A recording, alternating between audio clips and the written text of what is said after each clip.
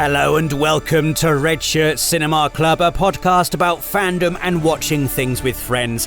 We've reached the end of our Matrix journey. Standing on a rooftop surrounded by cynics and naysayers, The Matrix Resurrections takes a dramatic leap of faith into the unknown. But is this movie the one, or will it plummet to earth and break its teeth? It's time to find out.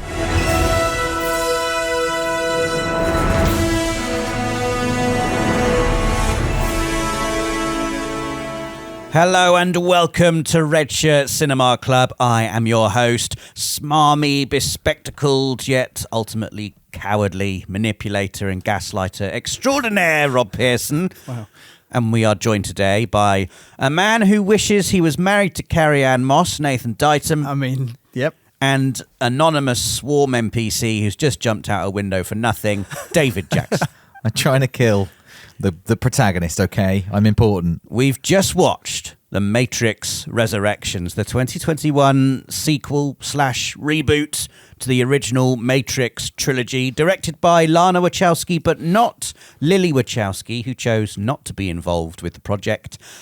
A fascinating, multi-layered, thematically very ambitious film, but is it a good and enjoyable film? Dave, as someone who hadn't seen this before, yes, and who knew very little about it before watching it yesterday for the first time, yes, I think we should come to you first, okay, for your immediate impressions. My immediate impressions are that I found this probably the most difficult to watch film we've watched on this podcast series. I was having to dig real deep by about the halfway point, I think, to stick with it and try and see it through and not look at my phone and not go to the toilet and just anything else. I just wanted just it in to your end. chair. I just wanted it to end. And it didn't help that I was watching it a little bit late and I knew it was quite a long movie, but I didn't start that way. I was very intrigued by it and it did hold my attention for a while, but it soon lost it, and I found it kind of spiraled into being way too wry and clever for its own good, to a point where I got quite mixed up in what's actually happening and why I care and what they're trying to do and what's happened. I just don't know. I didn't enjoy it. It's my it's my least favorite of the Matrix movies, and I really didn't think I'd be saying that. Admittedly, knowing nothing, but having been on this journey, I thought it was going to fit somewhere between 2 and 3 for me, or something like that. It's quite safely most people's least favourite Matrix film. That's good. I have really mixed feelings on this. Nath, what do you think about this film? I didn't enjoy it the first time. The first time I watched it, I was probably not dissimilar to Dave. And I'd forgotten a lot of it, probably because of that, just my brain jettisoning things that it didn't think would be useful in the future. I think that expectation reset is a really interesting thing. So much excitement about the idea of a new Matrix film and what it might do. There was that wave of Keanu Reeves being especially popular. He still is, but back then too. And John Wick had been this huge franchise. And this time I went in knowing that I hadn't enjoyed it the first time. I actually enjoyed it a lot more this time. I don't necessarily disagree with any of the sort of the actual pillars of the things you're saying. But I think with that expectation reset, and also I would say that I'm sort of a mid-period Wachowski's apologist. Yeah. I've enjoyed almost everything. I enjoyed Jupiter Ascending. I watched Sense8 on Netflix. Wow. And I thought it was pretty good. I like Sense8. I didn't know that was them. I've never seen Sense8. I thought Cloud Atlas was... I watched it on a plane. Did I cry? I can't even remember. I was drunk. But I thought it was really good fun. And I thought that some of the... When you're saying too clever for its own good, I can't say I enjoyed that stuff, especially at the very sort of self-aware bits and pieces in the games development brainstorming. But the insistence on the centrality of Trinity and Neo, it feels like not necessarily something I hold to my heart or is the most important thing for me from The Matrix, but had obviously become very important to the filmmakers as they'd moved through that trilogy. And it was almost, I felt like there was an affection. There's like a softness to this. I don't think it's someone incredibly sharp and at the top of it. It's not somebody breaking through and making their masterpiece. It's somebody who had been through a bereavement. I think that's part of the backstory we might talk about, who was finding comfort in a world that they had created. And there's an indulgence to it. And there's also like it's kind of like your aunt or uncle at a party making some jokes, and you're kind of like, "This, I really like you. I'm not on board with everything you're saying, but this is a good party." Do you know what I mean? Like, this, it's fine. Yeah. There was some forgiving. I kind of feel similar in that I actually really enjoyed it when I watched it last night. I really do think it's a reflection of where, well, only Lana Wachowski was involved in this one, obviously, but where she is at this point versus where she was when The Matrix was made. The Matrix is a really angry film. Yeah. It's a really sort of angsty, shut up the man film, right? And this feels a bit more, like you said, softer. It's definitely softer. It's like, it's a little bit jaded. It's kind of funny. It's corny. It's corny, but knowingly corny. Yeah. Quite self-deprecating as well. And it's so over the top with the meta commentary on we've got to make another Matrix film that it almost goes beyond the ridiculous into I'm actually quite liking this. It feels like Lana Wachowski going, fuck you, Warner Brothers.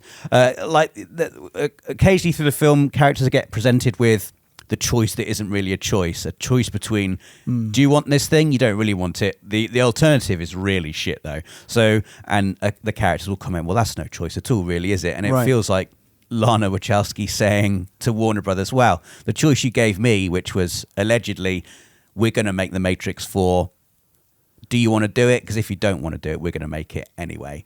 And the reaction being, well, I guess I am going to make it though, but I'm going to make a film which basically drags you through the shit for quite a self-indulgent 15 minutes where it's just a relentless parody of, like, so the characters are so over the top. That whole sequence, it's so cliched in what do you imagine a game developer's office and is like. And it's not sharp. It's full of kind of teens, 2020s kind of online speak, therapy speak. But in a way, and again, it's kind of like Facebook meme level of gag. It's almost certainly piss-taking of all of that, though. When they're all going around in a circle talking about what the Matrix meant. Oh, it's about trans politics, says someone. It's about this, says someone else. It's about, But for me, more the kind of language of the therapist, kind of like, you seem more triggered than normal. It's like, well, that's not quite how people use trigger. It's like someone really leaning in. It felt incredibly, I don't know, like, I guess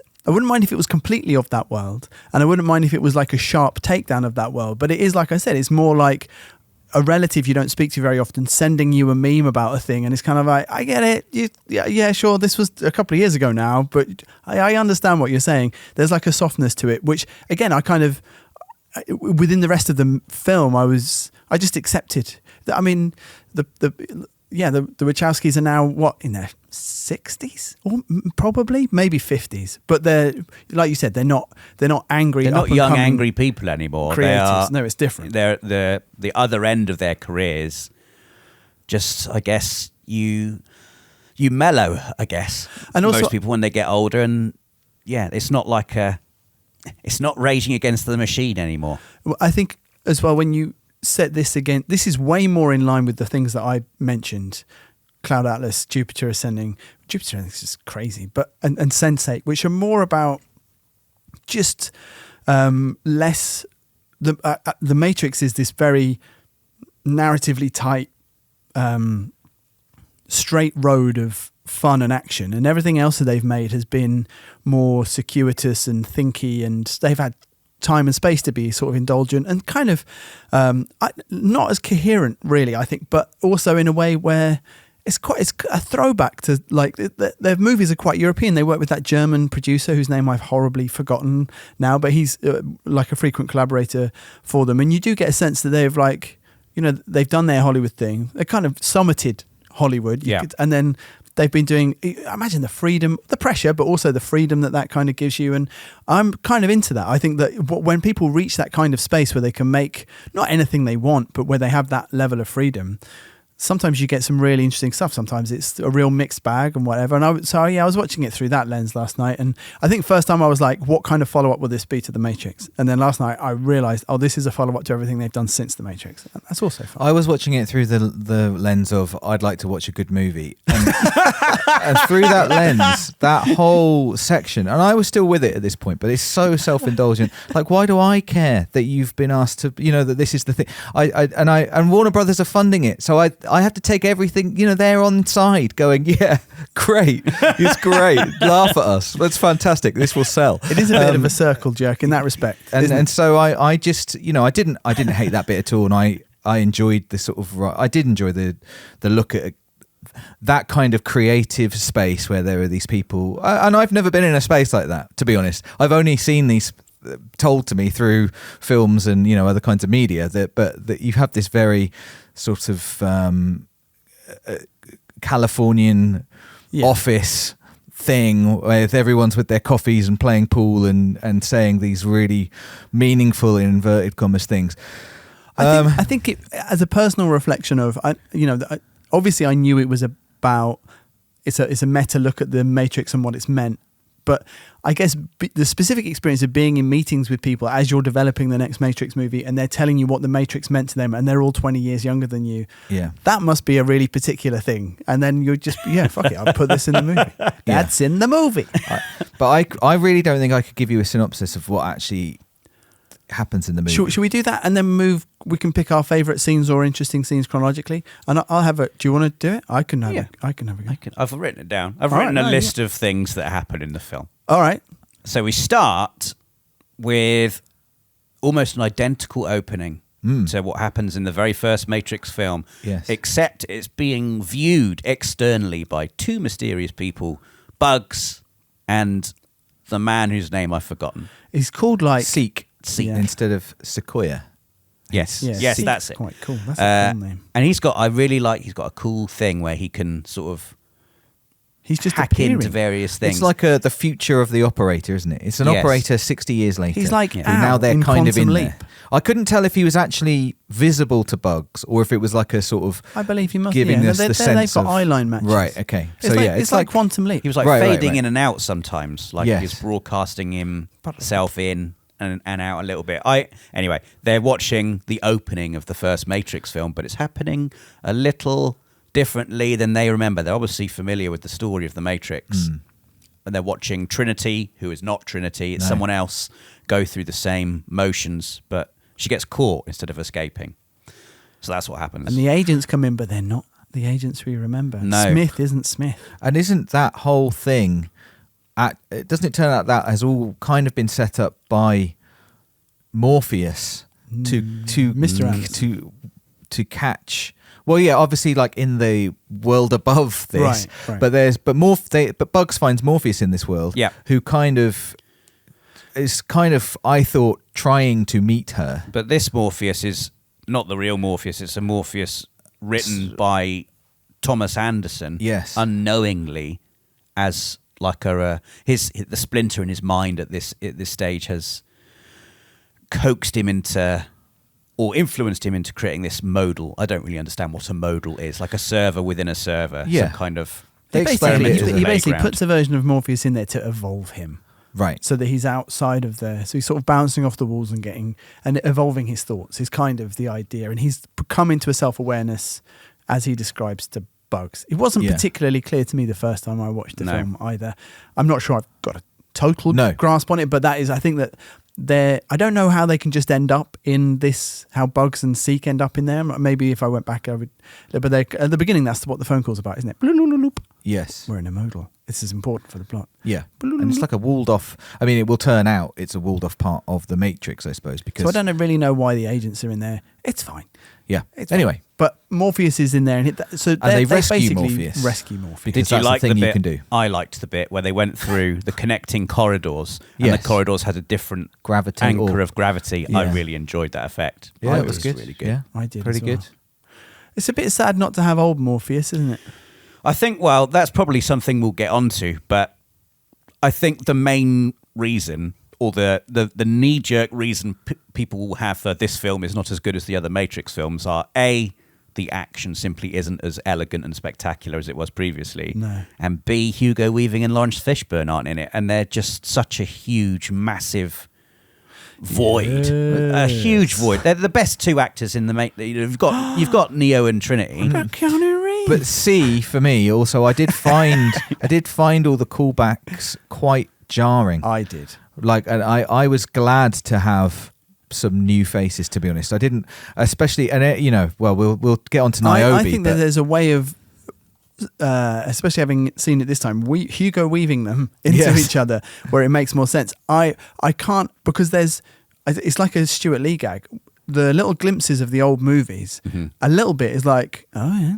And then when it's like so much, you're like, I fucking get it, like all the time. And then it almost comes around to like, this is that's the clearly point. doing that's the point.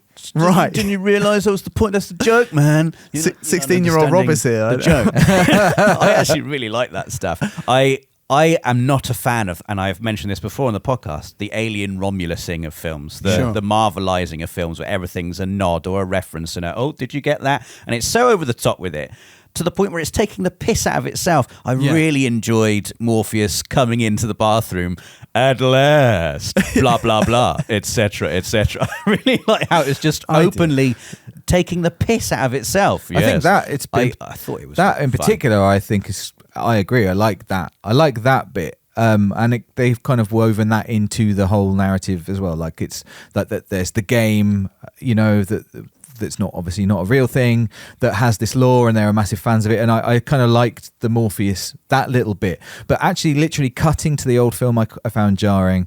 And some of the characters like Niobe, who I said I think we're going to talk about, I found very jarring being in the movie. And let's wait. Let's pause that, I guess, and wait till we even get there. I liked when the old film cut in. It reminded me of Metal Gear Solid 4, where you go back to Shadow Moses, which neither of you will know about. And you told me about it. There are lots of little prompts, and occasionally you'll press the X button and flashes of the first game come up, and they're just really... I enjoyed how they were edited into the film. I thought they were artfully edited in.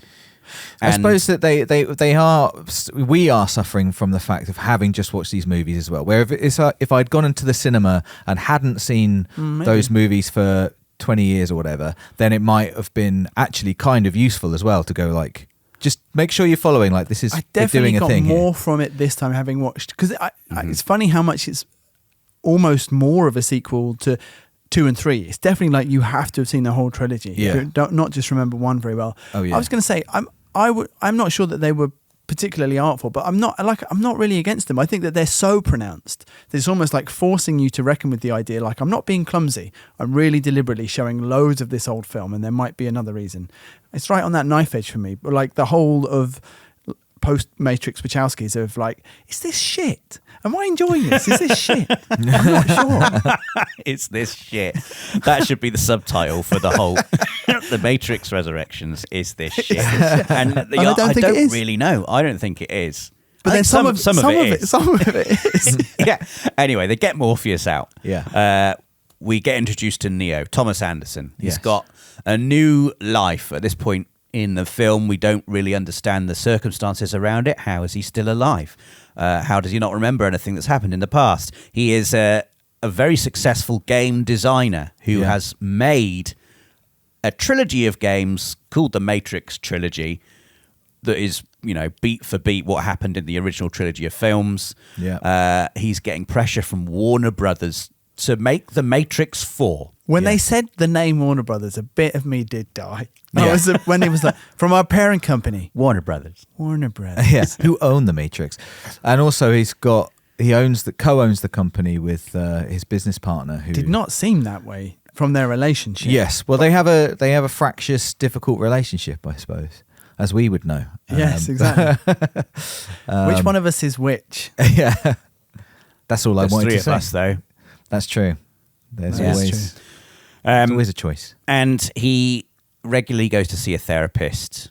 He calls him his analyst. The analyst. Well, his analyst, who will become the analyst. Yeah. And with his big blue glasses, blue, and his cat called Deja Vu, and his medication for Thomas Anderson, which is just a big bottle of blue pills. Yeah, the best looking pills I've ever seen. They are great. I'm like, I'd be up for taking them. I don't know what's in them, what they do. The blue of his glasses, just so the bluest blue, and just exactly like the blue of the blue pill. Yes, just bombarding you with blue well, pill. you talk about it being softer in general, and the grade is a big part of that. Yeah. The Matrix in this, being in the Matrix in this movie does not mean green, dark, wet, rainy, constant reminder of this is awful. It's a new Matrix. It's been rebooted literally, and it's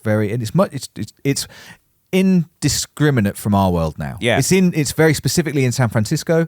We see the San Francisco skyline. It's not, nameless city somewhere in America. And the color palette is really nice. Yeah, they made a nice Matrix. Yeah. He's done well, the analyst, I think. He's made a nice Matrix, but we don't know that he's the maker of the Matrix. No. At this point in the film, we think that Thomas Anderson is struggling with memories, which he thinks are like psychotic episodes, and his therapist, his analyst, is trying to help him through. At the same time... Can I say, on that kind of therapist or the analyst theme, as it became more pronounced through the film, I did think it tied into the thing which I was thinking about as the film... I think it's baked into the film. I think it's a deliberate thing. But this is a film about being kind of middle-aged rather than young and angry. Yeah. And it's also about, with the relationship with Neo and Trinity, the thing that I did enjoy, it's kind of like that. It's not too late to make a decision. It's not too late to make a connection.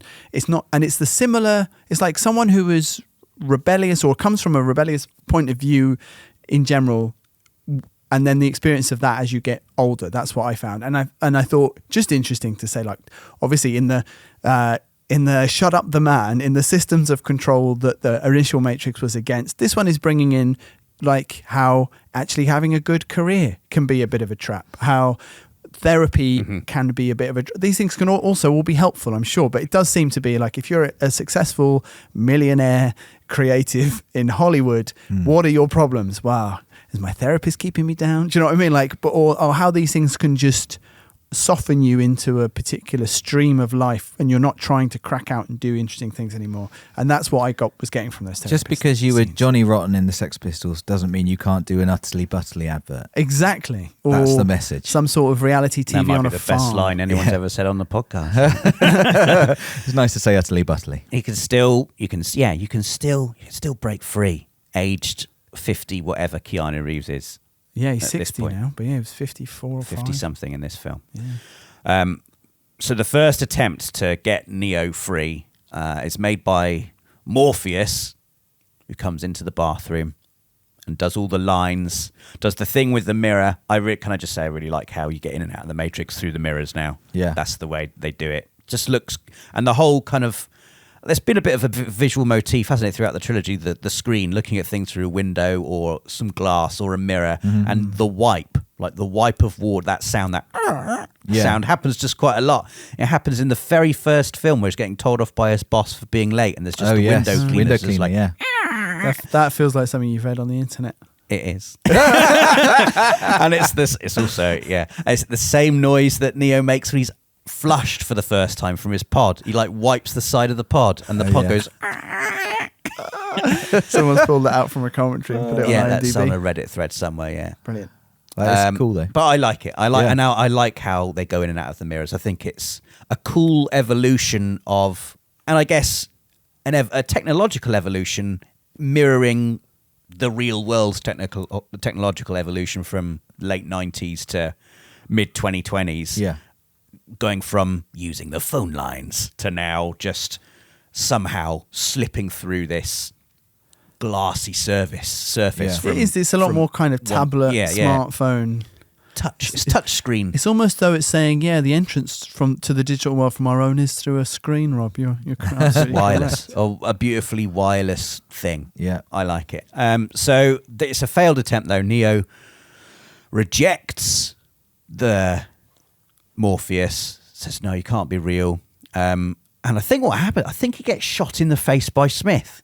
Yes, he does. He gets killed. Smith, who apparently he doesn't, hasn't been existing knowing that he's Smith. But in that moment, seeing a gun on the floor with an opportunity to kill Thomas I kind of wanted more from this. The idea that, because they have, Neo is the one. Ironically, he is a pairing, but in two different directions. They've had the binary of him and Smith, which we talked about on the last episode, maybe wasn't the most satisfying ending to the Matrix, but the idea that they're kind of opposites, and I like the idea, as well as all the love stuff with Trinity, that it's a perfect prism for them both, like that they had to contain Smith, and in a way, like there's like a really kind of cosmic sort of irony in the idea of we're going to put these two enemies who are balancing each other out into one prison, and they're like business part. One's the business guy and one's the creative guy, and they're over there in that world. And they didn't say that out loud, although I got it from the film, so maybe they did.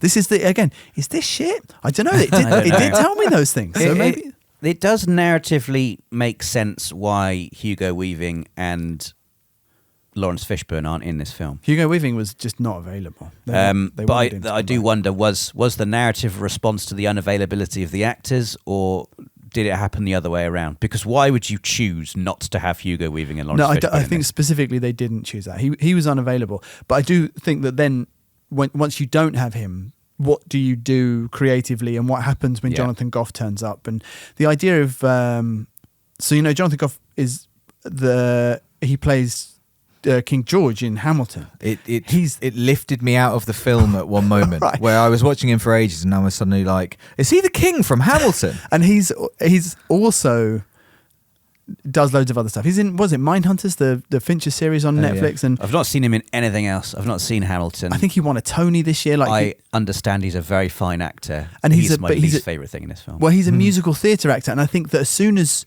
again, to me and you who grew up and when we were teenagers watched The Matrix and it was the coolest thing on earth, the idea of not having Hugo Weaving back is a bit like, come on, I want my Agent Smith back. And maybe to the Wachowskis, who are now, they've been through this entire journey, this creative, having a musical theatre, like maybe the top musical theatre guy in the world playing Agent Smith, maybe that's just funny. Do you know what I mean? Maybe it's like, because it is a theatrical character and performance anyway, and he is like quite bitchy, and there is like a pronouncedness to it. Bitchy. And then it comes out, but he is in it, like the way that he's like in Hugo Weaving, I mean. And now Hugo Weaving's like before he did The Matrix, he was in like his films and his performances dealt with kind of elements of like camp, way away from the stuff that he did like post, like the stature of your elf man, whose name I've forgotten. But anyway, I guess what I'm saying is I can see how it works in that lineage, and then it gives us something. Who Smith is in this movie. Basically, when he turned up, I was like, oh yeah, I fucking forgot this was in the movie. Where's my Hugo Weaving? Like, this is me last night. And then by the end, I was like, do you know what? He's great fun in this film, and it's just Smith is something else. He's evolved into this other thing, and I'm sort of fine with it, even though it's a bit weird. Just a different point of view, I suppose. Like, he turned up, I was like, shit. oh, obviously, I didn't know who he was at first. I was like, oh, obviously they couldn't get Hugo Weaving, or they've chosen not to. They've got this guy. Interesting, and it was fine. And then there's a midpoint in the film where he, like how you have kind of like things you'll say to get into an accent. Like, I've got like an entry line I have to use to get into an accent. Right. He said something, and it really reminded me of the King from Hamilton. I was like, oh, really? I thought the opposite. I thought you were saying he said one thing as Smith. No, it was the opposite, where I was like, oh my God, it's him. And then I couldn't, that's all I was watching then was him, as I'd kind of forgotten about Smith, and it was this weird amalgamation of characters, and it was strange. I have the same issue with Neil Patrick Harris, who all I can see is Barney Stinson from How I Met Your Mother. Yeah. I don't know if either of you have watched How I Met Your Mother. Yes. I just kept on expecting him to be like, and this Matrix is legendary. Yes. His little phrase from that. I was reaching for who he was the whole movie. My brain was Doogie going... Howser MD, you motherfuckers. He's so famous. What? I know, but he looks different. He looks different with his big blue glasses. The thing I saw him in first was How I Met Your Mother. And what I'm saying is that Dave didn't know who he was. I'm just saying, put some respect on Doogie Howser's name. That's all I'm saying. I'm saying he had big blue glasses on, and I was a bit tired, and I was going, oh, come on, who is this guy? I know this guy. But I didn't get there. He's in Starship Troopers. He's in New Doctor Who. He is the toy maker. Yeah, he's like the my baddie. Least favourite thing about New Doctor Who. Oh, that's a shame. Yeah. On that subject of the recasting, Lawrence Fishburne wasn't invited back. Oh. I don't know why. but maybe they just were always going to be doing this with this character. And I was going to say, have you seen a recent picture of Lawrence Fishburne? No. I haven't. I was just saying, like, maybe maybe he doesn't look very Morpheus-like anymore. I read that. Well, in terms of the story, he didn't die in the original trilogy, right? He survived the events of the Matrix Revolutions. He's right there with Niobe. And then I feel like you're operating quite in world there. And then died. Because they could do whatever the fuck they want. I know. But then he died. And apparently in the Matrix Online, which the Wachowskis have accepted as canon very early on in this thing. Yeah. Is this an MMO? Morpheus died. Is and this they're an like, MMO? okay, well, Morpheus is dead. What's the Matrix Online? Is it an MMO? I don't know. Oh, okay. I was going to say, though, if you were doing this and you wanted him to come back, because Morpheus is back, You'd find a way. You'd be like, oh, it's a digital Morpheus. And you'd be like, well, why is he 60? It's like, shut up. Yeah. There's a statue of Morpheus, though. We see it, don't we? He's got a little belly. I thought that. But also, I was going to say, Yahya Abdul-Mateen, who plays new Morpheus and is in the Watchmen series on HBO that I really, really enjoyed. And like it came up in our passing mention in very early podcasts, just as something which is a remake or a continuation of something incredibly closed off and precious to fans, but which I thought did like an unbelievably good job of getting into that world and creating something new with it.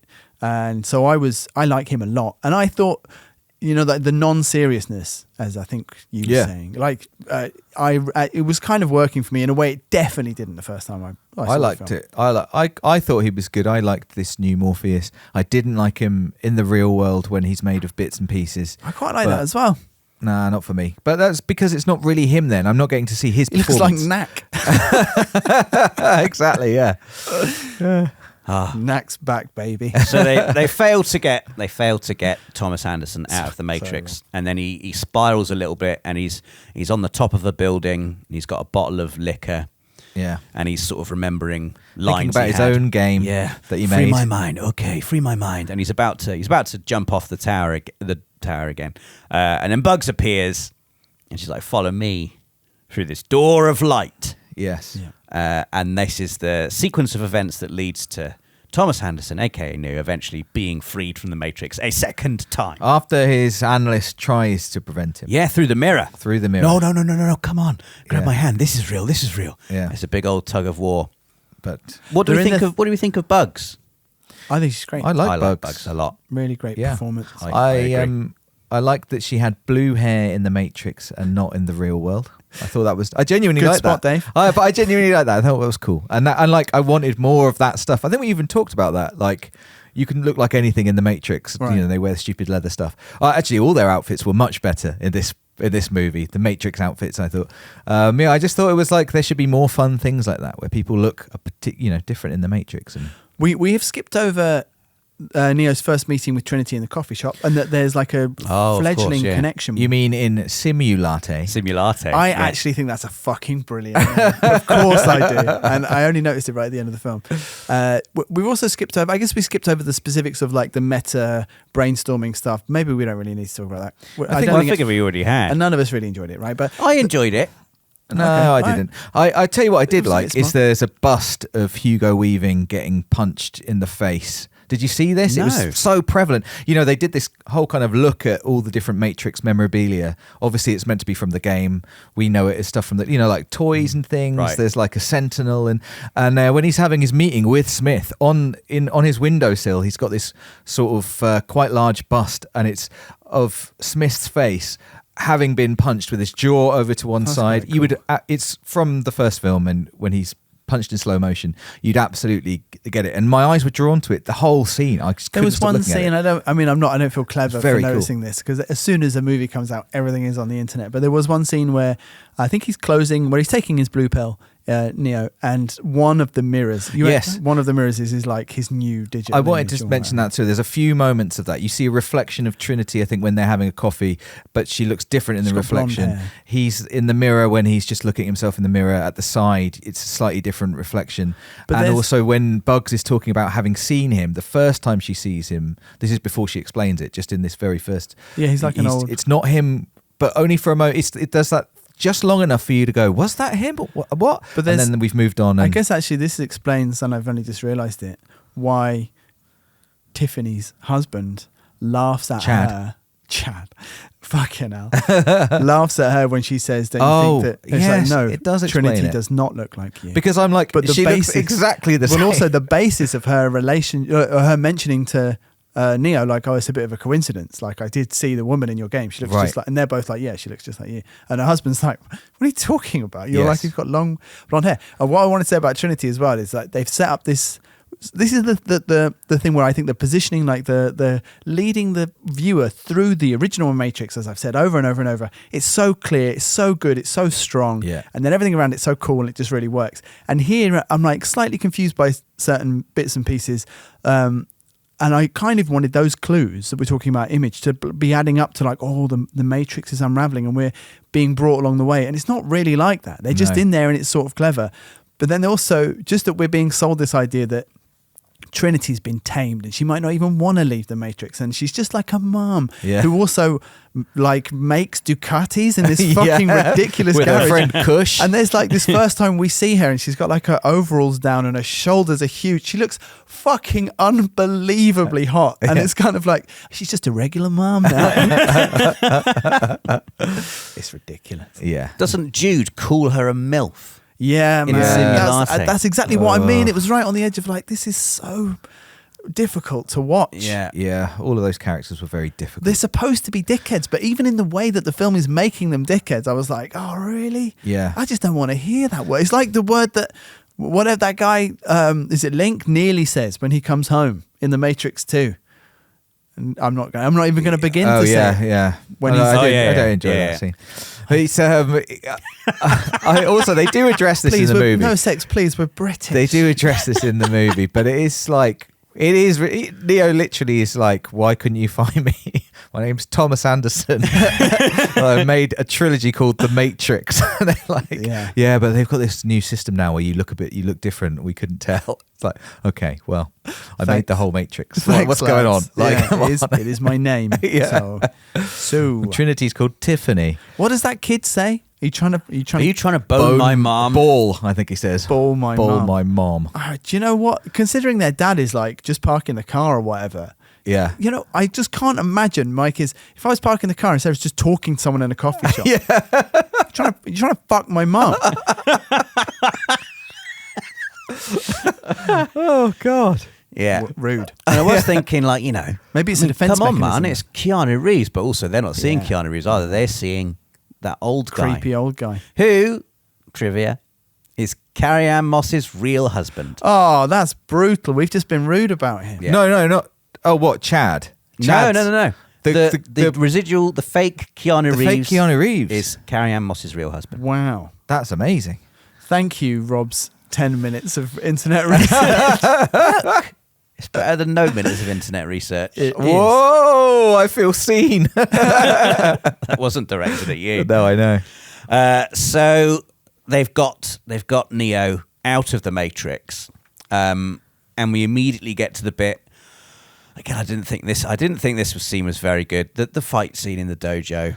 Yeah, Can we just quickly address the synthients? The synthients. They're rescued. Neo is rescued by synthients. You're just remembering every single little thing. I'm trying to get us through the film. Okay, here. That's fine. I just wanted to say good machines. Good machines. They give him a little nudge. Yeah. One of them does a fist bump later on. Yeah. I just can't get behind the little one. The little one that's like, yeah. But he's like a tiny group. It's important, I guess, because this is part of my not understanding. I was like, so now, and they say that your side has changed, or our side has changed. It's no longer humans versus machines. Things have changed now. There was a war of machines versus machines, and now some are on our side. And I just didn't quite understand the thrust of the movie from around this point, really, because I was like, so what are we doing? Like, why are we rescuing Neo apart from because it's cool and he's important? Like, why did the machines bother to save him? Yeah, I don't really understand that. We're talking about all the energy because maybe he's central to that world. They had to find a new version of the Matrix. The analyst was like, I've stumbled upon this. I know the solution to make a good Matrix, and everyone will accept it if we have these two plugged in as the core I see. battery. They're like the central server, Neo and Trinity, those two resurrection pods together. And they have to They're be like the near, graphics but they card. can never They have touch. to be near but never touch. And also in the world of the Matrix, near but never touch. And that just powers the whole thing. Fair. Okay. All right. All right, onwards. So Do you know, you've it's got all to the made up, dojo. innit? I'll accept that. Cool There's dojo. just quite horrible moments as well, where we actually see them getting rebuilt. Yeah. And they're in the It's real horrible. world. And Yeah. Neo's having his face put back together after his eyes have been burned off, and he sees real Trinity. He's like, oh God, Trinity. Yeah, and it's horrible. Immediately then plugged in. It's an unpleasant. Imagine that. It's an unpleasant end for. It's like in terms of things which betray the previous entries in there. Yes. It's quite a brutal one. It's quite isn't it? brutal. It's like it's Alien 3-esque almost, Yeah. except really there is reprieve for these two characters ultimately. And well, I guess we're going to get onto this We will in a minute. if we talk about the dojo. The dojo. The dojo. dojo. I didn't like the dojo the first time. I quite enjoyed it the second time. And again, I think, is it shit? And the reason, not and, shit. and here, no, but this is my ongoing question. And here, specifically, my is it shit question is the aim of it is Morpheus is trying to wake Neo up. Yep. And he's trying to find it, whichever thing is going to make him actually. And the question here isn't can you fight like it was in the first Matrix, is wake up Neo. And once I was on board with that, I was like, I'm just waiting for him to do something. That's why Morpheus is being so unkind. That's why this is going on. And what Yeah. does he do again? Is it like Just for hits Trinity? him. Just hits him. Do you know, he talks to him about it's Trinity. It's always Trinity. Right, It's that's super what- basic I know stuff. why the reason you're here, why you're still fighting, etc., etc. And ultimately, it's a little bit sad, isn't it? Because the action just isn't as cool as Keanu Reeves when he was 30 fighting Lawrence Fishburne in 1999. Yeah. That was such an amazing fight. And here, it's not choreographed as well. Keanu Reeves obviously is in his 50s. He still can get his legs up pretty high. And there's flashes of quite good choreography for 2 or 3 punches and blocks, but Yeah. nothing that's anywhere near as spectacular as what we've seen previously. I don't think it's a terrible action sequence. I don't think it's even trying. And I think that it kind of talks about the fact that it's not trying. I mean, the whole bullet time sort of meta discussion about how am I going to do something which is good at bullet time? Yeah. I'm going to use your power against you, blah, blah, blah. I think it's saying what we were saying with 2 and 3. How do you top having sort of kind of reinvented a section of action cinema? And you can't in 2 and 3, they tried to top it by just escalating. And here I think they just kind of stepped to the side and said, well, this is not really what our story's about. Although here is a little bit of it anyway. It's a little But bit anyway. also, this is such a minor criticism, but I just didn't like the dojo. Because it's sort of the Wasn't opposite as of real. that. It's like, it wasn't as real. It was like, the action's not going to be as good, but so we'll put it in the middle of a lake, like an impossible dojo. It didn't look like it was in the Matrix or in the Construct. It looked like it was CG, and now that's weird. That's true. Because the whole idea of the Matrix and the Construct is all that stuff's completely real, or so real that you'd have no idea. Whereas this is unreal. You've actually hit upon definitely like a really important thing, which I was just trying to figure out, which is why is it important to me as a viewer that the Matrix and the digital world looks as grounded as possible? Why did I enjoy the city stuff in the first film more than the grimy apartment, more than the stuff we saw in the second and third films? And it's exactly that, because if it looked like a digital world, it wouldn't be convincing for the people in it. The whole point is that it's as close to reality as possible. Maybe this is another level of meta commentary on just filmmaking and how effects make things look now. Everything's meta.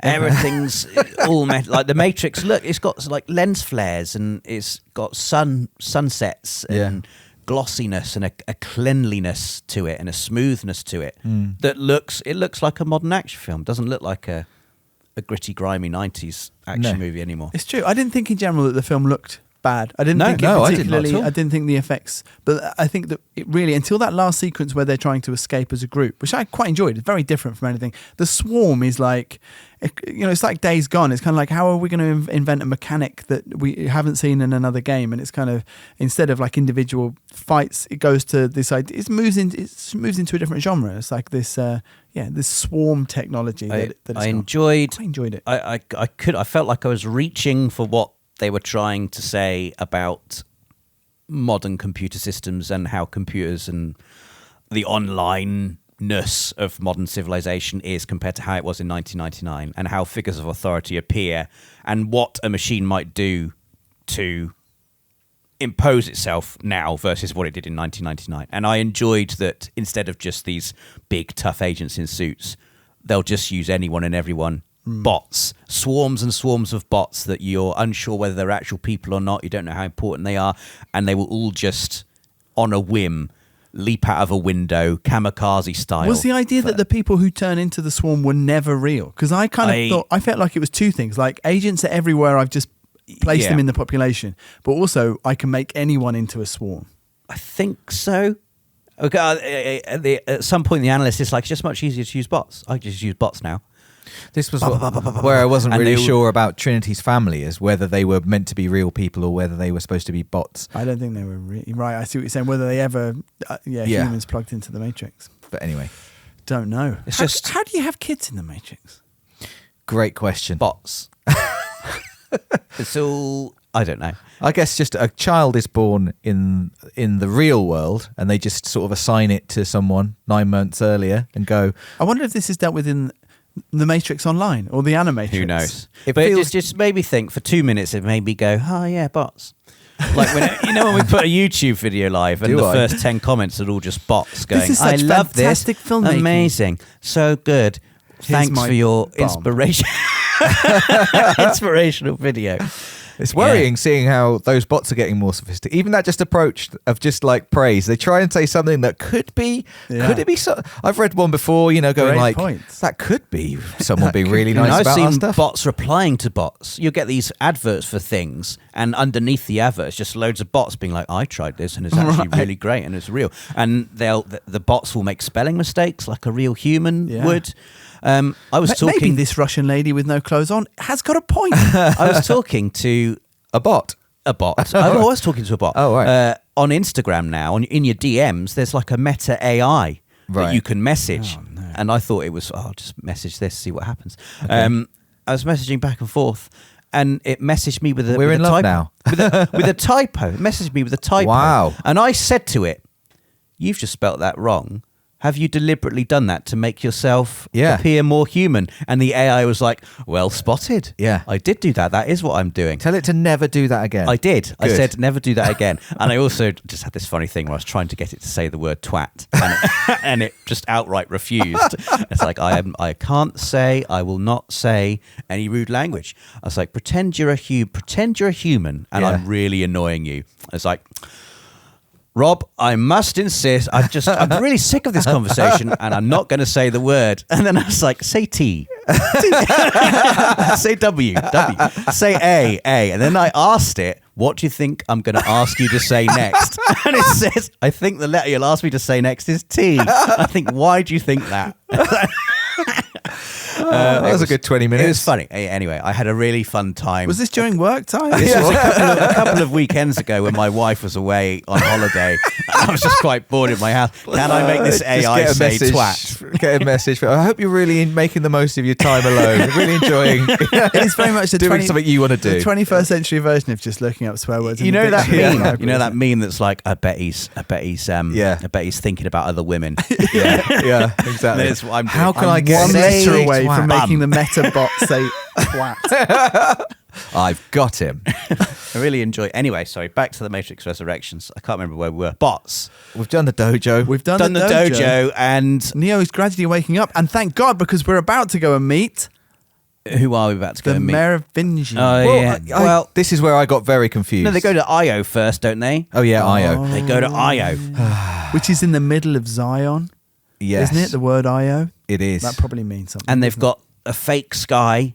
They've tried to make it look a bit nicer. They've got strawberries. They've got strawberries, and I enjoyed how we weren't given everything. Neo thinks, everything I did was for nothing, and we see.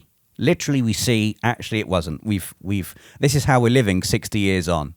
We can grow strawberries now. I thought this was a much better version of what they were trying to do in 2 and 3. Yes. The idea that if you're going to turn away from the idea of like him beating up everyone until he's won, which is what I wanted after the Matrix 1, the idea that there's like a synthesis. This is how history actually happens. Sides that were opposing gradually fall into different alliances. That kind of they didn't call them synthetics. I think they were called synthients or something. Just nice machines. Good Nice machines. Good machines. Helping to make a strawberry. Harmonious machines. And that was such a cool idea. I am quite fatigued by the constant in sci-fi pessimistic view or the moral panic around technology and We're how it's fed always up with bad experts. and how it's always coming to ultimately it's only going to destroy us. I don't subscribe to that way of thinking. That's absolutely what's true. I don't agree. It doesn't matter if you're fed up with it. Like if we enable the unhindered growth of machine intelligence, we will be destroyed. No, We should watch Terminator. I just don't think that's true. 100% will. It's just, and anyway, Unless it doesn't reach that threshold. There's no way we're going to to. coexist with equally intelligent things. Sorry. I don't think there ever will be equally intelligent. Well, then I agree with you. I found it refreshing that here we were presented with an idea that there is like a cooperation and a harmony that can be achieved. A third way. Between humans and technology, and that it can be okay. And I liked Niobe. I liked old Niobe and how she wanted how her priority was, I want to preserve this peace. Fuck you, Dave. We've got. I want to preserve Niobe. this way of life. I'm not interested in fighting anymore. I'm not interested in going to war. Yeah, same. I just want what is best for what we've got now, and I want to keep that going. And I think it also is like a commentary on resistance fighters who become statespeople and who have to turn their, like the idea that her old colleague in arms would turn up and then she would imprison him for her current principles of peace. Yeah. Isn't cool, but that is a responsible thing that happens to people who genuinely lead revolutions. Or if you're Stalin, you literally kill everybody. But you didn't like it, Dave, probably because of the makeup or something. I'm afraid, yes, my criticism is purely surface level, and I just could not look at Niobe and not just be thinking, what's happened? That Star Wars Episode 1? She just got old. What's wrong with your face? Like I just couldn't. She looked like a Borderlands character. Like she had like a sort of. She had an outline, and I just couldn't get it. I just honestly, I've got an outline. We've all got outlines. What do you mean? It's like saying you thought the prosthetics and the makeup was bad. Yeah, I did, but and that it. I genuinely thought it was quite good. It was a problem for me. Like I couldn't see past it. I was then. I will admit all the things you just said, I was like half paying attention to. Brilliant. But at least half of my brain was just going, is that what's happened? Have they what does she actually look like? Why have they done this? I don't know. I think sadly, because I hadn't watched 2 and 3 recently when I first saw this film, I just had no fucking clue who she was. Right, I just yeah. was like, no, I've got no idea. Don't know. I also thought that the first time in the construct or the modal or whatever it was that Priyanka Chopra and her Sati, right? Sati, yeah. And the first time I saw the film, I didn't know that Priyanka Chopra was going to be in the film, and I thought that might be the lady who originally had the white rabbit. Right. Oh yeah. Because she looks a little bit like her. there's similarity. Different yeah. ethnicity completely. But, Yeah. I was like, is that lady with the rabbit? She looks awfully young if it is. But, yeah. And I honestly do think I just was only half paying attention to Niobe because I just didn't get locking up Neo. I didn't really get what the problem was with Bugs and their mission, and I also didn't fully understand what their mission was and how it tied up with the wider world. I guess they just didn't want Neo to come back because he's like, it's like imagine if in the year naught, the Romans, like there's a bunch of Romans who are like, we maybe shouldn't have killed Jesus. Yeah. And now actually we're going to be Christian. We're going to go and hang out with the Christians. Right. Although I'm not sure they were Christians, they were all Jews, weren't they, at that time? But anyway, and then some of the Romans were like, oh, we're going to keep being really empirical and bad. And then Jesus came back. Then the people who had done that bit of peace would be like, oh, it's a bit awkward, Jesus, but we're doing peace now. And if you come back, everyone's going to be mad. So can you just go and sit over there until we figure it out? Right. That's basically what happened. Yeah. Do you know the thing that I wanted to happen was, again, like feedback loop with the first movie with the strawberries. I quite like the idea that they're like, well, I thought the strawberries would taste shit, first of all. Like they've been retro-engineered from... Just imagining that scene where he's just like...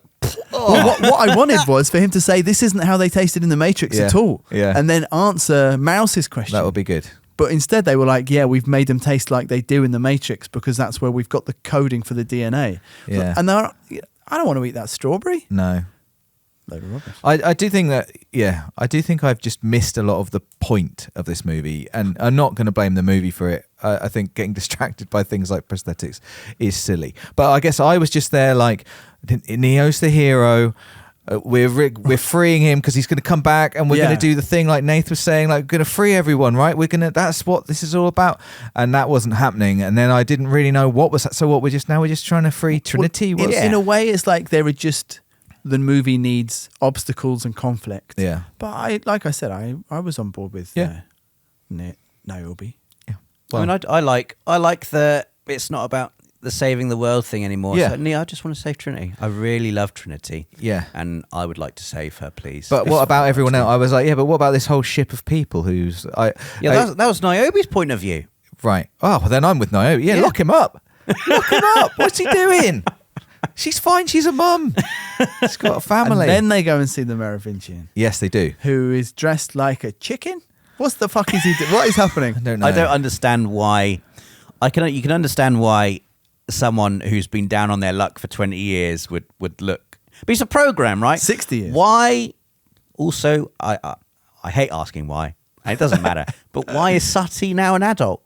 She's a program. I know. Well, why was she born, Rob? Why was she a child in the first place? That's the last we're going to talk about that. Okay.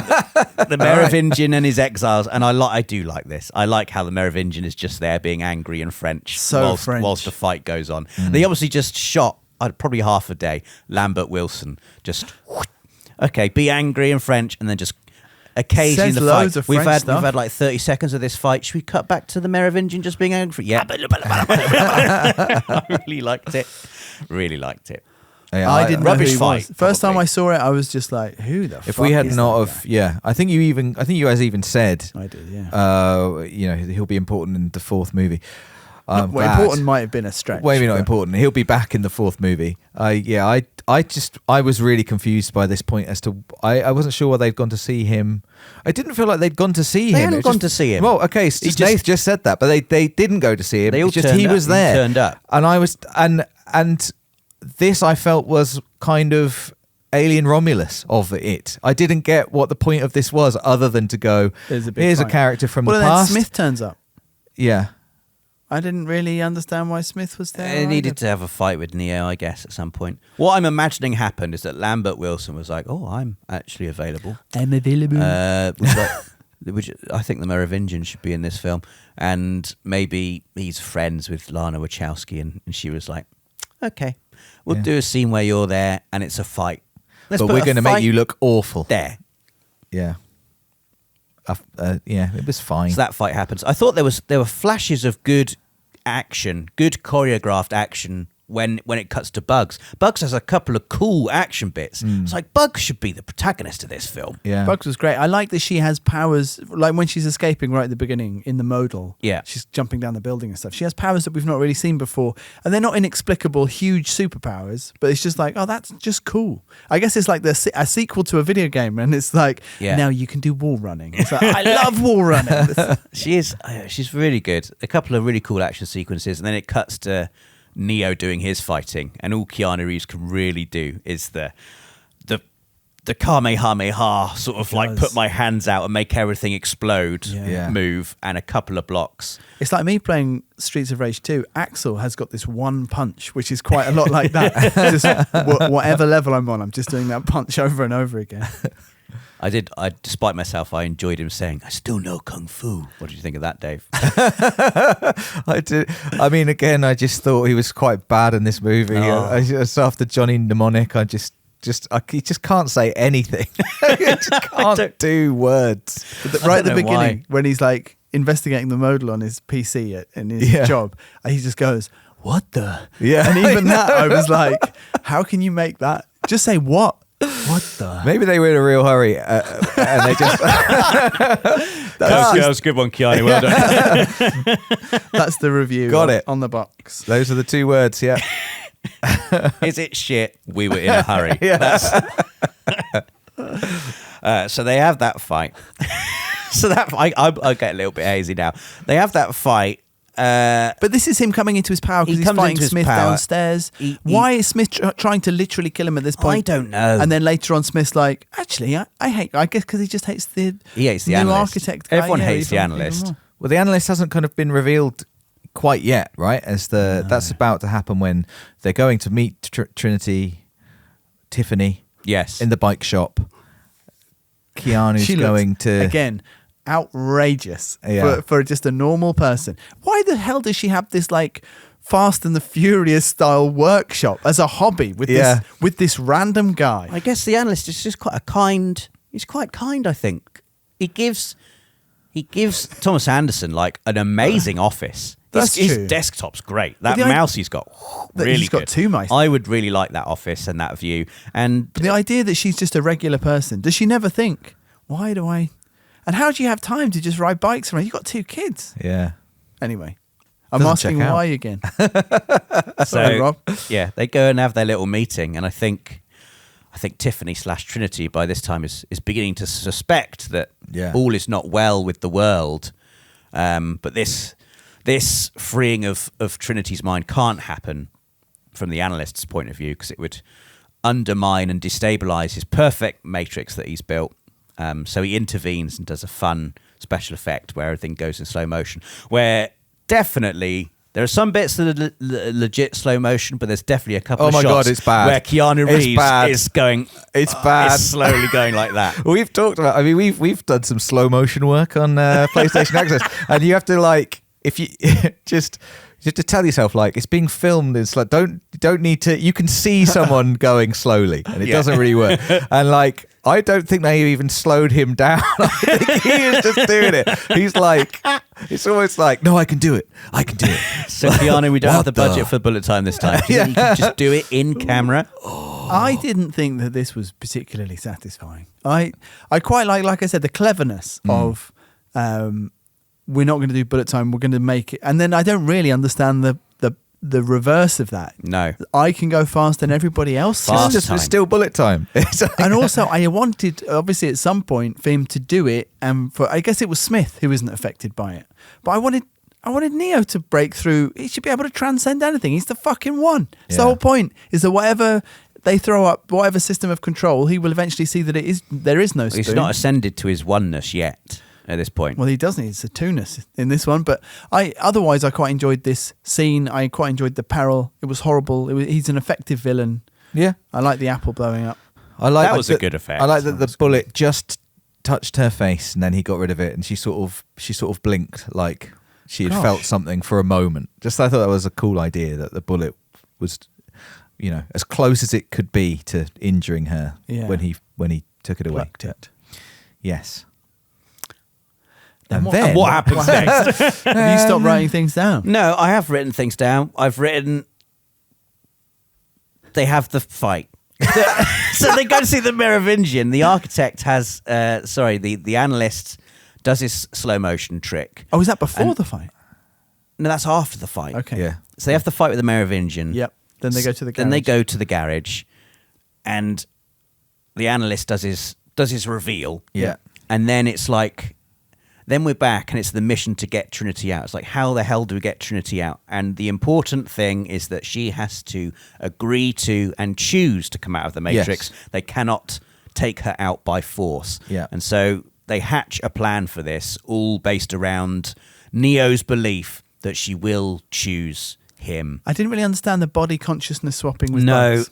it was... It was like they just needed a way to get her out of her body without there I being think a I portal. understood it for a moment and then I lost it again. This is the bit of the film where my understanding falls down. I don't. I thought it made for a cool bit. Yeah, I like the I think wasn't it that it was because when he realizes that she's going to she either needs to be killed because they're too powerful together or whatever, he kind of says like destroyer, and they go to her pod, but she's already gone. Yes. It's like they needed another body for Trinity to be connected to the Matrix via, so that her actual body could be disconnected, so that it could be got rid of. So what's happening in her actual body there at that moment? It's just like an empty jar.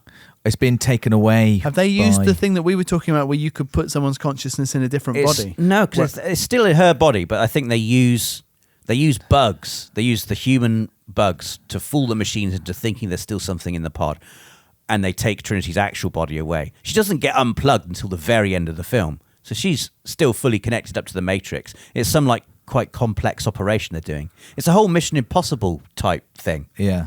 I understood Mission But Impossible. yeah, Mission Impossible, he makes so you Sati can follow and it. Bugs. Sati isn't physically there, but through some kind Is of... Sati the butterfly? The big fucking flying manatee thing? No. Is that actually... Kujaku or something, that's cool. I thought that was because every time... Because Kujaku's there, and in the digital world, Sati is like... But the moth is there in the What real is that world. thing? Because I was lost at this point. I was like, is that just a friendly... It's Leobe's friend. Right. This is my friendly model aeroplane. Yeah, I didn't really understand. But I Yeah. was having a good time. I was having a good time. And I wasn't liked, having a good time. I liked the effect where Bugs is plugged into Trinity and she does that scream and there's like bits of Carrie-Anne Moss and bits of Jessica Henwick come out. Yeah. It was quite good. I really liked Trinity's line where she's like, "You keep calling me that. That's not my name." That is cool, isn't it? And then she did the scorpion kick. I just had to cheer at that bit because I love the Matrix. I really like It's fan service. their cool moves, It's and it's fan. just like, Democracy. okay, Carrie-Anne Moss, can you still do the scorpion kick? Yes. Yeah. I was Let's cheering do it. along with her for that. I was like, yeah, fair play. That's nuts. Like, Well, to be maybe able to do she's that. not done it, but they've given his camera trickery. I don't care. What? Well, in that case, I'm not cheering. I take it back. I will say, More lies. her and Keanu Reeves are both in extraordinary shape. Oh yeah, They are, they look absolutely, amazing. yeah. They look amazing. And skipping ahead, like I actually felt, not, I wouldn't say emotional, but I felt something when at the end, towards the end, they're both unplugged for the first time, and they both. The real Trinity and the real sad Neo. bang. They don't sad bang. They look at each other in the eyes. That's for the and they Matrix just like 5. they touch each other's hands, and there's just Trinity has got a shaved head. Neo's got a shaved head. God, we look awful. And it's the first, and they look aged, but Yeah. they still look beautiful, both of them. There's like, they really do look amazing. And I thought that shot was fantastic. And I was like, oh, that's really nice. So the first time they've genuinely seen each other I will for say, 60 years.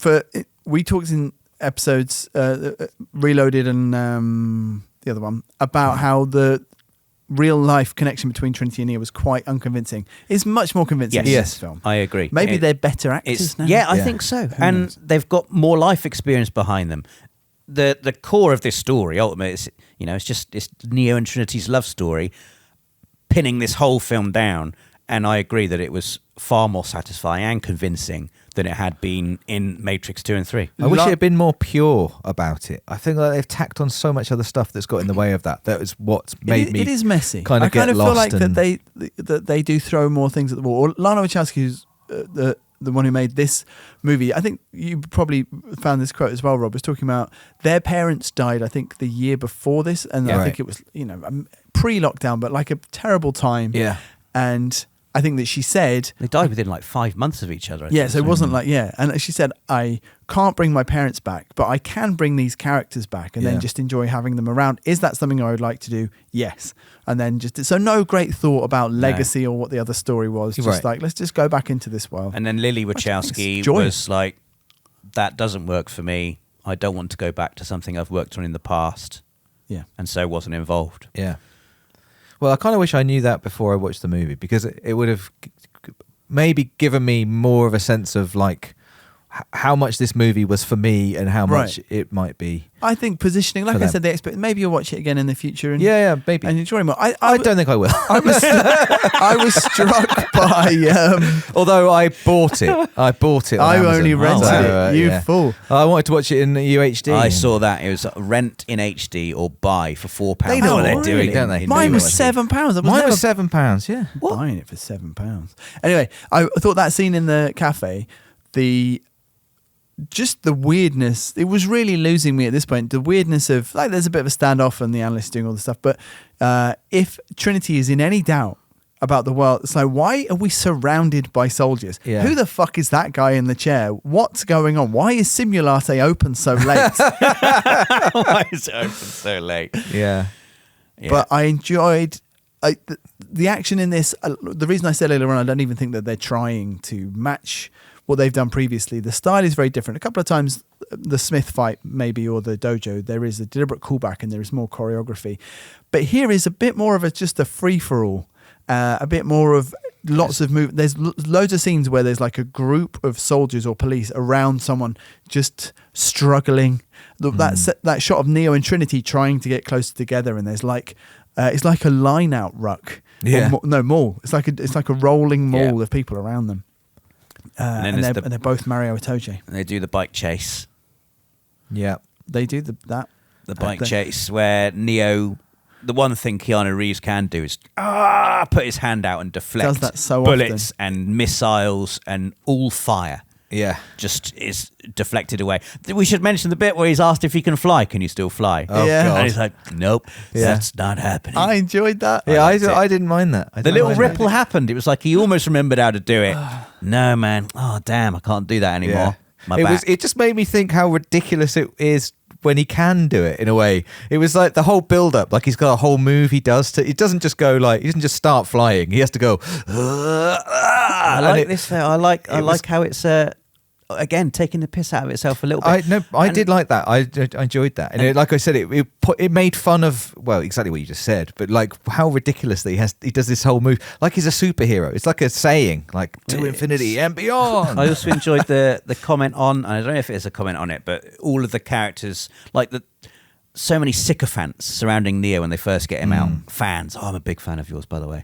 I loved. I'm here because of you. Yeah. Neo doesn't quite know how to react to it. And, maybe it's like something about, idolizing this thing or putting this thing up on a pedestal, be it the franchise of The Matrix or the character of Neo or a celebrity that you like in general. Yeah. And just what the real world reaction or the real world reality for that person is. Yeah. Like he's he doesn't enjoy all the attention he's getting. No, I can't imagine, honestly, like it must be a quite terrible experience really to create something that you put everything into it and love it and it be a huge success. But in it being a huge success, suddenly millions of people think that they have some claim to it.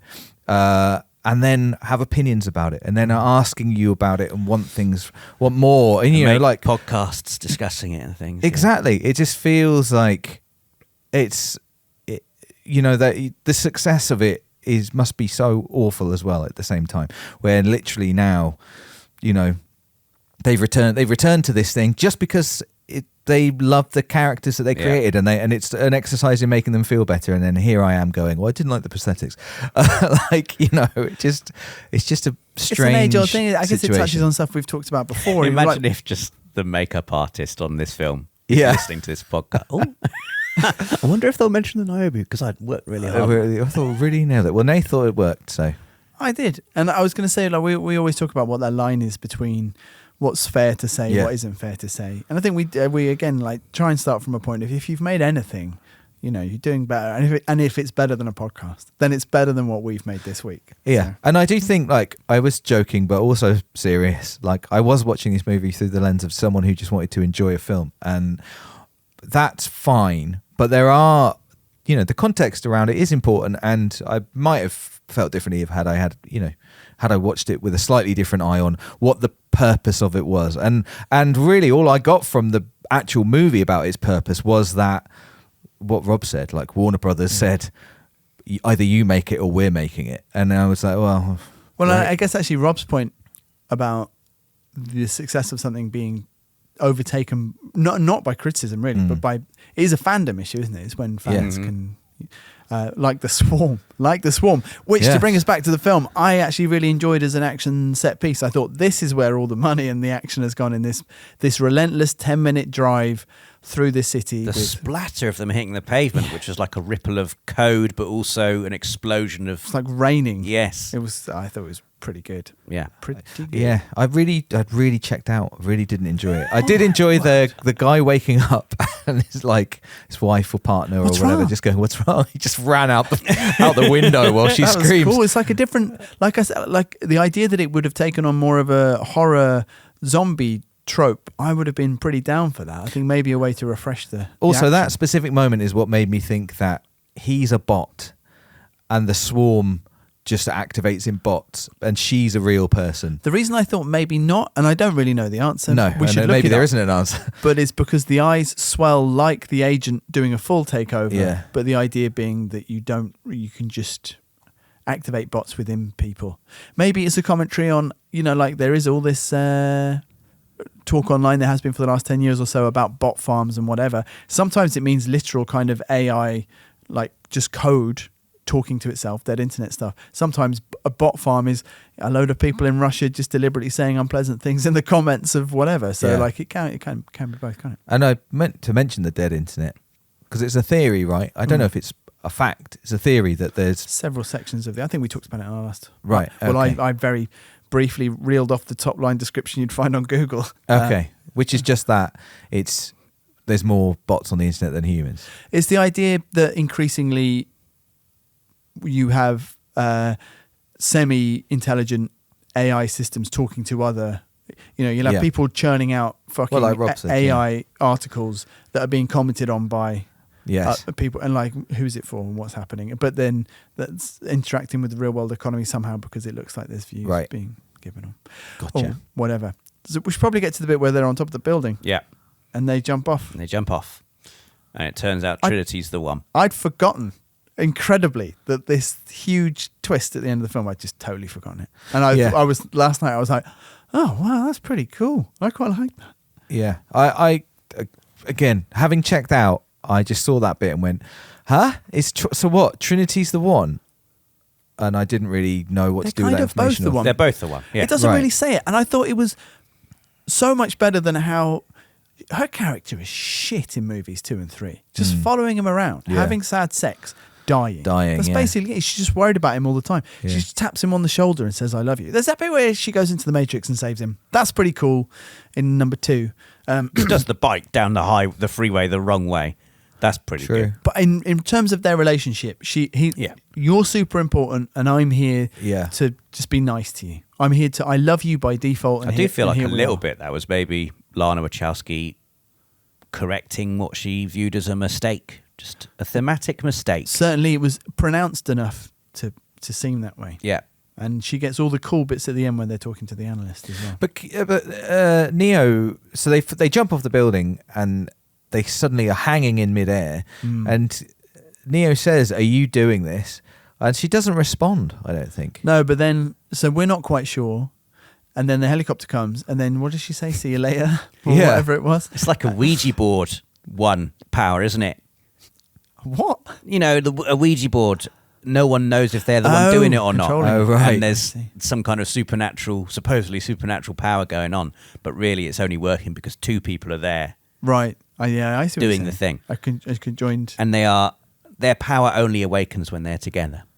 And they're definitely both the one, because the final shot is like them both, like a pair of flying superhero dolphins, just having a happy fly at the end. It's like, it's the next step on from the idea that he's the one and he needs her. Yep. It's just the next step on is, well, why aren't they equally the one? Yeah. Or the 2? Or the ones. They're now the 2. And being the ones just means you can fly now. You are the ones. It means you can, fly. I guess it is. That's basically it. Yeah, you can fly. Yeah. And the analyst is he's fine. Even he's just still alive. Yeah. And he doesn't even seem that sad. It's like, well, everything's still fine. They're going to rewrite the world, though, in sequels that will never be made. Well, I think they are making more, aren't they? Yeah, but I'm not sure they're going to be follow-up. No. But who knows? Who knows? It feels like, much like this film, we've run out of energy or the will to speak about this film. I really did like I said, I unfortunately at some point I enjoyed this film probably the least out of everything we've watched. Maybe not Bakshi's Lord of the Rings. I really didn't like that at all. But we should do on the next mailbag, what's the worst film we've watched so far on the podcast? I really struggled from the Merovingian bit. I was really checked out, and I feel sad. I feel like I've been cheated myself a little bit, because I do think there's good stuff. You guys have had a good conversation about it and have taken more from it than I did. But yeah, you have to watch it twice, Dave. Didn't work for me. That's what I'm saying. Yes, I know, but I just don't think I can. I don't think you want to do. The first time I watched it, I was really into it for the first hour. Yeah, really into it, and by the end, I was like, oh man. You went to watch this at the cinema, right? No. Oh, I did imagine you watching it, Rob. You know, like how you've said before, you were sat next to me watching The Last Jedi. I was thinking, oh, Dave would be loving this. I was watching this, the first hour of this last night. I was thinking, oh, Rob will be loving this. The first hour, I genuinely was loving it. I was right.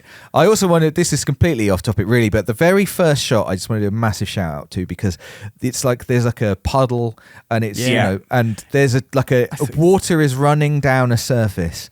And it's definitely water, but it looks like the Matrix code, and it's so cool. I just wanted to. I thought, like, when it was broken, amazing. And the whole next scene that comes, is a reflection. Yes. And so we start with the reflection. I was like, oh, that's pretty good. It's good. And it's really good. It looks like a physical effect, and it made me think, how many people? They probably had to do it more than once. Yeah. So we have to wait for the water to stop moving. It's going to take ages. No way you can really make that happen any quicker. We've all just got to stop. I thought it was great. It was fantastic. And there are some, you know, ending on a positive note. Absolutely. Yeah, there's loads about reflections in all the movie. This film is hated. Really? Like, really, especially by the fans. Oh. Like, critically not very well received either. Although it's a big mixed bag. Like, things like Empire gave it 4 stars. They give everything 4 I think it's got around like a 54 Metacritic, but fans really hate it. Not these fans. Yeah. I think it's probably a better film than 2 and 3. I think it's better than 3. I think it's level with me on 2. I think we should do a little ranking. I think it depends on what the metric is, isn't it? What is the metric? If it's on how much I enjoyed it, then like I enjoyed 3. How long it is? What do you mean? Well, because I think the value of it can be seen in different ways. Like, it's actually a very clever film. Like, that's cool.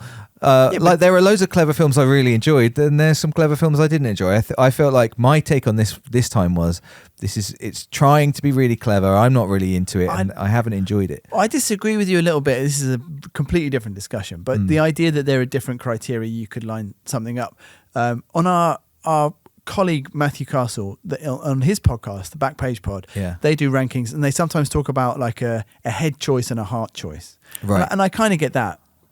But I think other than that, I kind of disagree. It's the whole idea about a guilty pleasure. I think you either enjoy something or not, and you might enjoy it because of people might enjoy things for all those different criteria that you're talking about. I was talking specifically about comparing it to another film in this. Like, is it a better film than 3? Well, what do you mean? Is it a better film? I guess it looks better. Well, okay. Well, that's what I'm saying though. Is the metric? Did I like it better? I can tell you the answers to that, but that's what I'm saying. Is that the metric? Is it? Because I think 3 is like not a good film, but I enjoyed it more than 4. So do I think 4 is a better movie? Yeah, it looks way better. It's probably much cleverer and interesting and has things to say. 3 is just a bit of a schlocky action movie, really. So I don't know which one's better, but I can tell you which one I enjoyed the most. I'm not interested in better, Dave. Well, that's what the question was asked to me. So that's why I'm giving you my answer. But which one's better, I don't know. But which one did you enjoy the most? 3. Enjoy rankings. Enjoyed The Matrix the most, obviously. Let's just put that one aside. Yeah. And the enjoy rankings probably then. Well, I said 4's the film I've enjoyed the least out of everything we've watched. So it would be 3, 2, 4 for me. I guess. So that's least. So for me, it's 1, 2, and 4 at the same. They're sharing the silver. They're on the podium together. Yeah. And then 3 is at the bottom. So 1, 2, 4, 3. Robert? I find this quite difficult. 1.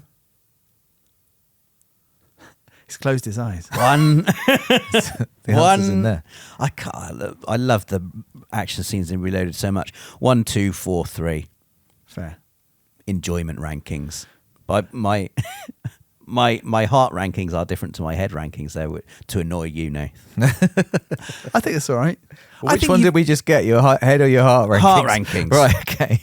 Because I kind of feel like there shouldn't be a huge gap, because the thing that you think is better should be the thing, you should back up your own judgment by going, that means I liked it, this, and therefore it means it's a better movie. Yeah. So I'm a good judge of things.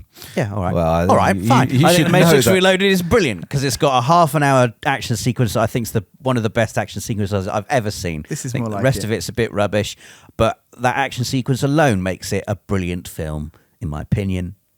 Good. I enjoyed all the cleverness and funny commentary on all the meta commentary in 4. I thought was funny and good. I didn't really enjoy all that. Bad But I like the emotional bad stuff. last. To my surprise, was why it landed. To for be me. clear, 3 was my silver medalist. Just so we are clear about that. Oh really? Yeah, I So felt 1, 3, differently. 2, 4. Yeah. 4. Yeah. You pervert. Did everyone... The granddaughter of Captain Roland was in this film? I couldn't remember who Captain Roland Captain was. Roland. Oh, is that the guy? He's the He was the captain. third He's like, captain. I am the captain of the ship. I say where it goes, where it doesn't go. I That's him, see. Captain Roland. I didn't. I was like, no, I don't know who Captain Roland is. Another bit First of time I saw alien it- Romulus for us there. Yeah. Just- The first time I saw it, I didn't even know who Sati was, who Priyanka Chopra was. I was like, Yeah. oh, that's God. someone from the old movies, probably. It shows her. Yeah, I know. Yeah. But I hadn't seen them. Anyway.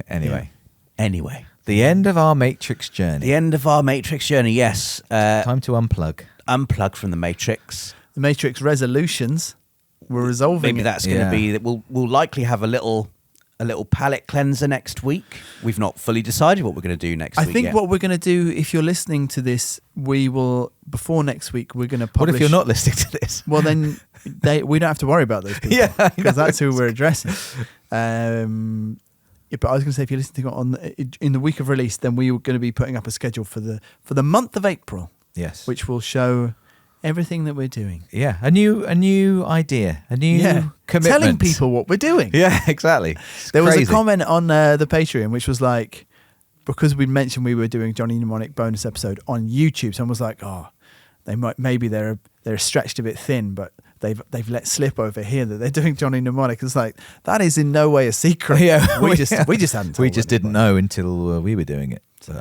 Yeah. Anyway, look forward to that. Yeah, Look forward do to it. that announcement and then be back here for another episode of something next Monday. It'll be good. We will see you then. You've been listening to Redshirt Cinema Club. If you're enjoying the podcast, please consider supporting us on Patreon. Just check the link in the description. We'd also love to hear from you. Email us at redshirtcinemaclub@gmail.com or follow us on social media. We'll be back with another episode next Monday. See you then.